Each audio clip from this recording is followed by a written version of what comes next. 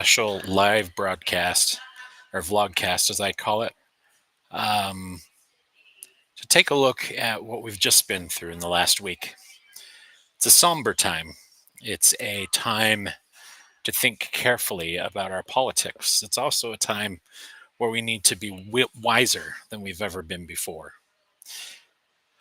At 12:23 on September 10th, 2025, a gunman let a shot out at the Utah Valley University campus in Orem, Utah. I am coming to you live from Utah, nowhere near that spot, probably about 40 miles away. But I wanted to take a time today at 12:23 to really think about what we're going through at this time in our country. It's going to be a special message. Where's your next approach? And some thoughts that I hope will help people out there who are maybe having a difficult time in this challenging time that we are in. Our country has never been more divided than it is right now. Um, when that shot rang out and Charlie lost his life, there were a lot of people that were put in harm's way. I had a couple of friends who were in the audience that day, and they were probably two or three of those friends were actually 20 feet away. What that means is that their lives were also in jeopardy. A lone gunman, who is later identified as being gay, let the shot go out. This is it's been very hard for Utahns. Many people who live here will tell you that this was a very, very sad event. It was supposed to be a free speech event. In the aftermath, there were people who said things that probably weren't in good taste and then were fired from their jobs. Furthermore, there were people who were asking the question, should the First Amendment still be sacrosanct to the Constitution of the United States? Let me take you back in time to September 11th, 2001, 2001. On that day, the Twin Towers had been hit because of hatred. Then the Pentagon was hit. Shortly thereafter, a flight by the name of Flight 93, there were people on board like Todd Beamer, like people like Jason Dahl, the pilot who graduated from my college and university, San Jose State. There were people like just people with that were taking in what was happening. And they had witnessed a hijacking of their own. Suddenly, they started taking phone calls.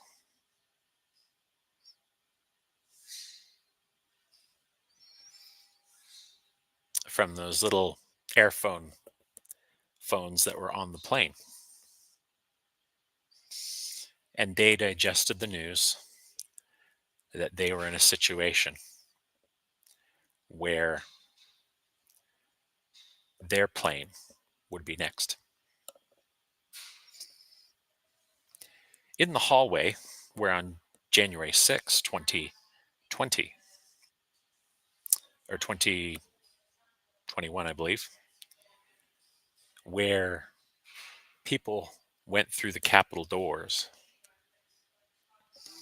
because they didn't like the outcome of the election at the time, there is a plaque which signifies the sacrifice of Flight 93, which inevitably saved the capital of the United States that day. In recent months, and in the election that came forth in 2024, our dialogue was very heated. Since that time, President Trump was nearly killed. There were two Minnesota lawmakers that also nearly lost, or that did lose their lives. The governor of Pennsylvania also experienced arson. And then, most recently, on 9/10, 2025, this happened. Ironically, the day before Patriot Day, 9/11. I ask, what are we doing as a country? Why are we doing this now? Why has it gotten so much to the point where people can't respect each other's opinions anymore or find the common ground? I take you back in time, once again, on that flight, that doom flight, Flight 93. Todd Beamer and a few others on the flight, gathering news from their loved ones on the ground as to the gravity of their situation, the gravity of this terrorist attack that had come from hate, decided to do something. And with their courage, they stormed the cockpit. They formed a plan with the rallying cry, okay, we're going to do something about it. You guys ready? Todd Beamer said. Let's roll. Shortly thereafter, in their attempt to regain control of the flight that they were on from terrorists who were hell bent on destroying the very symbols of American democracy, likely headed to the capital of the United States, they crashed in Shanksville, Pennsylvania, likely saving the capital in the very doors, in the very spot where a plaque would eventually come to recognize their sacrifice for the capital. Just to the right are the doors where on 1/6/2021, an angry group of people stormed the capital of the United States and put in danger those that were counting the ballots from that day. Regardless of how you feel about that event, the very fact that those people had been able to protest earlier, and the very fact that President Trump could say what he wanted to say, and the fact that our election took place the way it did, they were given those choices, the ability to make those choices from those who had gone before on Flight 93. You probably hear what I'm trying to say here. We are in an inflection point in this time, and it is time that we take a step back, look at what we're doing, and decide what choices you will make to lead. And what does that mean? That you go outside your comfort zone. You cross the street to a neighbor who has a different sign on their lawn, and you have a dialogue in a respectful capacity without getting upset and allowing them to hold their opinion while you hold yours. Flight 93 enabled us to do that. How will we honor their sacrifice? How will we honor this moment in time for Charlie Kirk if we won't back down from the heated exchanges that have led us to this divisive point. Today, you have the opportunity to be a leader, to step forward. If you'll notice, most mainstream voices condemned political violence. There are a few bad uh, people that didn't say exactly what they should have said. But at the same time, do we want to let die in this country the First Amendment of the United States Constitution, which allows people to peaceably assemble, which allows them to petition the government for a redress of grievances? This is a time where you need to take a step back, hug your children tighter, and realize that we can all be like the heroes on Flight 93 and take a stand in the right way. They had a choice to make that day. It wasn't an easy choice, but it was a choice. We may not be in the same general situation, but I ask you to let's roll. Let's roll, America. Let's roll. Let's heal. Let's figure this out.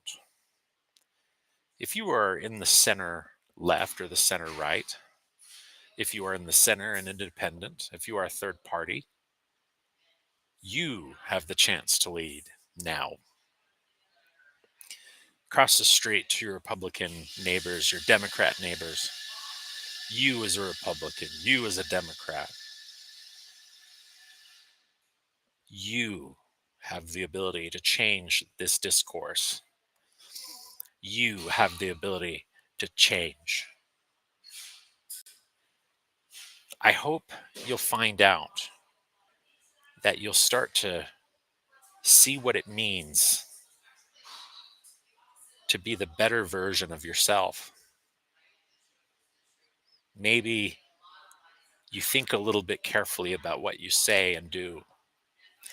Maybe you listen more and then try to find a dialogue instead of getting angry. Maybe you stop dehumanizing the other side. Maybe you take a moment to decide what patriotism looks like. Maybe you take a step back and you talk people back into being human again.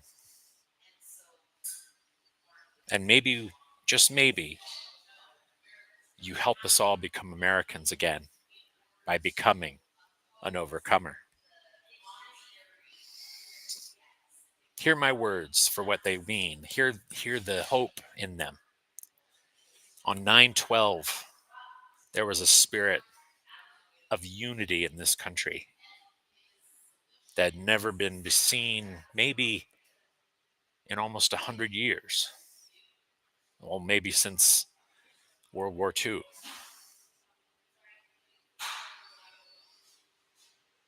Let's turn back the page, and will history remember this generation asking, how did they react in that time? What did they change in that time? How did they help others to overcome the disastrous rhetoric that leads to a shot ringing out at a peaceful event, or planes being hijacked above the skies? The spirit of 9/12 is still here. Patriots are still here. But now, let's call ourselves Americans, not red, not blue, not white versus black, not Asian versus white,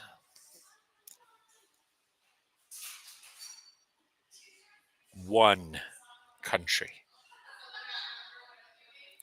one unity, one spirit. Look at others around you who have children and see that innocence. How will you rise to the occasion now? How will you change the dialogue in this country when you have the ability to do so? Will you walk across the street and shake hands with your neighbor? Will you meet that Native American who has a different culture? Will you go to that immigrant who's lived here for years but wants to add value to this country? Will you, as a Christian, go to the LGBT and say, I'm here for you? Will you take a different approach? Will you see people as people? Will you realize that the very things that divide us are less important than what unites us? It's a time to think differently. It's a time to rise to the 9/12 challenge, the spirit of 9/12, the why. I wish Charlie Kirk and his family peace in these times. I wish them healing. I wish all those hurting from that event can find peace once again. I wish those lawmakers' families who are Democrats who lost their lives in Minnesota will know that people are praying for them. I pray for those who are affected by the George Floyd tragedy. And I pray for those who want to have a different dialogue but don't know where to start. My challenge now is to serve your community. Go out there in your community and lift other people. Get to know people of other faiths, other backgrounds, other persuasions. If you're a Christian, go to that Muslim mosque and give them a hug. If you're a Muslim, go to your Christian friend and say, I'm sorry. If you're a Democrat, cross over to the Republican side and say, I see you, American, trying to live in your way. Maybe it's naive. Maybe it's too hopeful. But I still have hope in Martin Luther King's vision. I will close with his thoughts.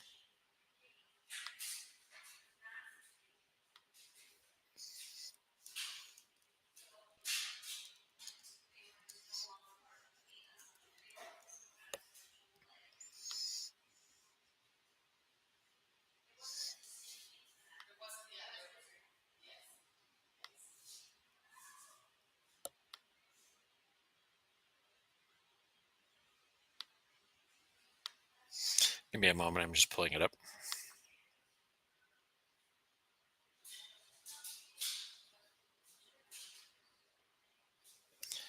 Let us not wallow in the valley of despair, I say to you, my friends. So even though we face the difficulties of today and tomorrow, I still have a dream. It's a dream deeply rooted in the American dream. I have a dream that one day this nation will rise up and live out the true meaning of its creed. We hold these truths to be self-evident, that all men are created equal. I have a dream that one day on the red hills of Georgia, the sons of former slaves and the sons of former slave owners will be able to sit down together at the table of brotherhood. I have a dream that one day even the state of Mississippi, a state sweltering with the heat of injustice, sweltering with the heat of oppression, will be transformed into oasis of freedom and justice. I have a dream that my four little children will one day live in a nation where they will not be judged by the color of their skin, but by the content of their character. I have a dream today. I have a dream that one day, down in Alabama, with its vicious racists, with its governor having his lips dripping with the words of an interposition, one day, little black boys and black girls will be able to join hands with little white boys and white girls as sisters and brothers. I have a dream today. This is our hope. I have a dream that one day every valley shall be exalted, every hill and mountain shall be made low. The rough places will be made plain, and the crooked places will be made straight, and the glory of the Lord shall be revealed, and all flesh shall see it together. This is our hope. This is the faith that I go back to the South with. With this faith, we will be able to hew out the mountain of despair, a stone of hope. With this faith, we will be able to transform the jangling discords of our nation into a beautiful symphony of brotherhood. With this faith, we'll be able to work together, to pray together, to struggle together, to go to jail together, to stand up for freedom together, knowing that we will be free one day. This will be the day when all of God's children will be able to sing with new meaning. My country, 'tis of thee, sweet land of liberty. Of thee I sing, land where my fathers died, land of the pilgrim's pride. From every mountainside let freedom ring. And if America is to be a great nation, this must become true. And so let freedom ring from the prodigious hilltops of New Hampshire. Let freedom ring from the mighty mountains of New York. Let freedom ring from the heightening Alleghenies of Pennsylvania. Let freedom ring from the snow-capped Rockies of Colorado. Let freedom ring from the curvaceous slopes of California. But not only that, let freedom ring from Stone Mountain of Georgia. Let freedom ring from Lookout Mountain of Tennessee. Let freedom ring from every hill and molehill of Mississippi, from every mountainside. Let freedom ring. And when this happens, and when we allow freedom ring, we let it ring from every village and every hamlet, from every state and every city. We will be able to speed up that day when all God's children, black men and white men, Jews and Gentiles, Protestants and Catholics, will be able to join hands and sing the words of the old Negro spiritual, free at last, free at last. Thank God Almighty, we are free at last. Martin Luther King also said that love is the only thing that can drive out hate. And I believe that fully. So today I say, in the spirit of 9/12, in the spirit of the words of Martin Luther King Jr., let's roll. Let's go forward as a country. Let's go forward as a nation. Let us heal from this time. Be wise and let go of the past feelings of hatred and suffering that you feel. And find the humanity that is common to all. Because that's what really it's all about. I honor the legacy of Martin Luther King, the legacy of Abraham Lincoln, and the legacy of a man who I didn't always agree with in Charlie Kirk. But I honor what he did stand for, which was good, which was freedom of expression and freedom of speech. Now is an important time to put down your hatred of other people. For to become an overcomer, you have to be in the spirit of 9/12. We learned on that day from Flight 93 what courage looks like and what courage can be. I pray that everybody will take a step back and think carefully about the big picture here, about their why, about what they believe in. Because if you truly believe in the United States of America, regardless of your politics, you'll note that there's one thing in common. We all care about the Bill of Rights and the freedoms that represents. And nothing does anything with violence. There's nothing gained from it. Because now is a time to be a peacemaker and someone who leads by crossing the street to your neighbor, whether they're Democrat or Republican, whatever culture they may be, whether they're LGBT or hetero or straight. It's a time to take a look in the mirror and look at your humanity.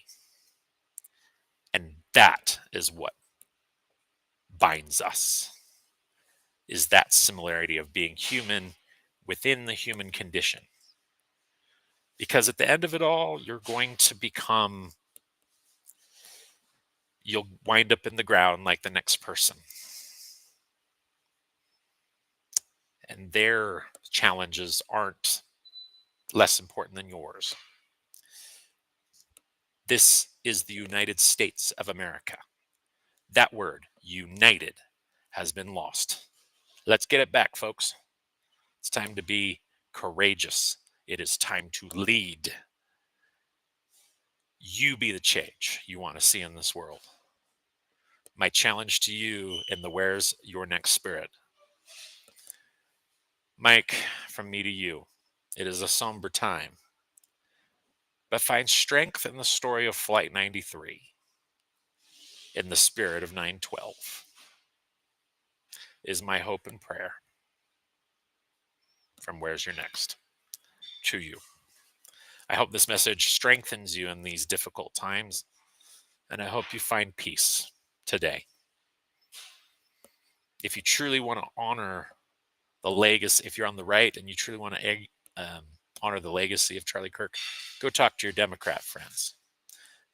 And on the Democrat side, if you want to honor the folks that lost their lives due to political violence in Minnesota, cross the street, talk to your Republican friends. It's time. It's time to get this country back on course, folks. We can't do this anymore. This isn't healthy. It's not good. And I would have hoped that we would have learned the day before 9/11 that we need each other more than we think we do. We need to do something about this. I wish everybody well. My prayer for this country is that it will get back on its feet again, and that our leaders will lead the way. Hold them accountable. If they're spreading this kind of stuff and they're not human, it is your right to hold them accountable, but in the right way. We need to find the middle ground once again. And if enough people that are in the middle of the political spectrum come together, they're the majority. They're the ones who hold the power in the middle of the political spectrum. Those are the ones who get the job done. Those are the ones who are holding us together right now. If you're on the far right and the far left, folks, do something about it. You need to change. And as God would say, you need to repent. I hope that this country will get back on track. I hope this hatred that is burning us all down will become something of the past, but it takes a leader to do that. You be that leader. You have that courage. You have that strength. I'm challenging you today to say a prayer for this country. Let's get back on track. Let's see people as human beings once again. Because we can, and you have the ability to do so. I pray for everybody affected by this tragedy on the left and the right,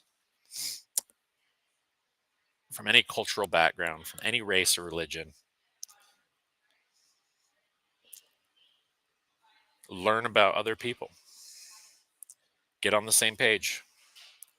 This doesn't need to be rocket science. We can do this. We can be better than this. It's very disappointing to me. I'm sad. But I also have hope in people that still believe in the 9/12 legacy. And the legacy of Let's Roll from Flight 93.